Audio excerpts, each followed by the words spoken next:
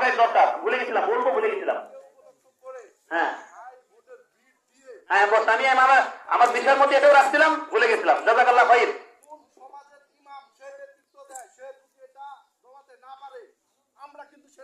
ইনশাআল্লাহ বলেন ইনশাআল্লাহ। নারায়ে তাকবীর, আল্লাহু আকবার। শুনেন সুন্দর কথা বলছে। আমার ক্ষুদ্র মধ্যে বিষয়টা নিয়ে আসছিলাম, ভুলে গেছি।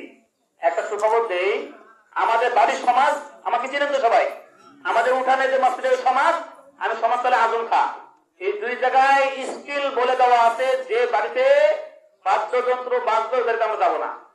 এক, দ্বিতীয়ত কথা আছে যে যদি কেউ পিকনিকে বা এরকম জোরে জোরে বক্স বাজায়, সামাজিক ভাবে আমরা প্রতিহত করবো, এটা আমাদের ঘোষিত। এখন ঈদগাহ থেকে আমি ঘোষণা দিচ্ছি, প্রতিটি ইমাম সব যারা আসছেন আসেন নাই, দায়িত্বশীল সভাপতি সেক্রেটারি তারা আসেন না আসেন, তাদের অনুরোধ করে বলছি, আপনাদের সমাজে পাঁচ দিয়ে যদি কোনো বক্স এভাবে বাজে, তাইলে ভাঙে বলতে পারবেন না? পারবো। কে পারবে? দেখে হাত দেখি। ইনশাআল্লাহ আল্লাহ তাআলা আমাদের তৌফিক দান করুন, আমিন আমিন।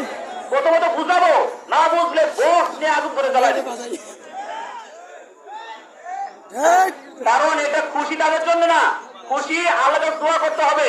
আমার সাথে বলেন আল্লাহু আকবার, আল্লাহু আকবার, লা ইলাহা ইল্লাল্লাহু, আল্লাহু আকবার, আল্লাহু আকবার, ওয়ালিল্লাহিল হামদ। এই দোয়া করা সুন্নাত, এই দোয়া কি সুন্নাত? বারবার পড়ে, এই দোয়া বারবার পড়ে। আল্লাহ তাআলা আমাদের তৌফিক দান করুন, আমিন।